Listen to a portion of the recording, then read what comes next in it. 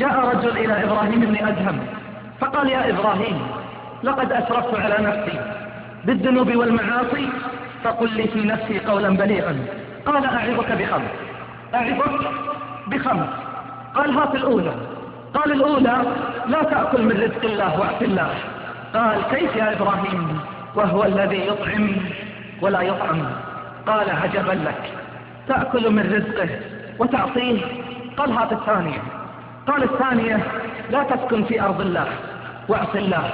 قال: كيف يا إبراهيم؟ الأرض أرضه والسماء سماءه. قال: عجبا لك، تأكل من رزقه وتسكن في أرضه وتعصيه. قال: هات الثالثة. قال: الثالثة: اذهب في مكان لا يراك فيه الله واعص الله. قال: أين يا إبراهيم وهو الذي لا تأخذه سنة ولا نوم؟ قال: عجبا لك، تأكل من رزقه وتسكن في أرضه وفي كل مكان يراك ثم تعصيه. قال: هات الرابعة.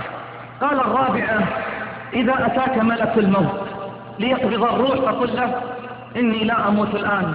قال: من يستطيع يا إبراهيم؟ والله يقول: إذا جاء أجلهم فلا يستأخرون ساعة ولا يستقدمون.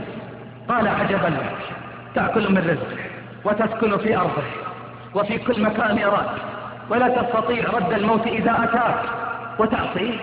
قال: هات الخامسة.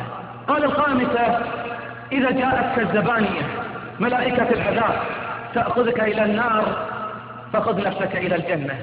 قال: من يستطيع هذا يا إبراهيم؟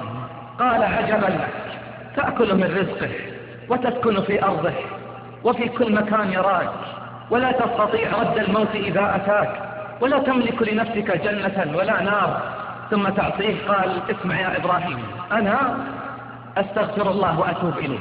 أنا يا إبراهيم أستغفر الله وأتوب إليه.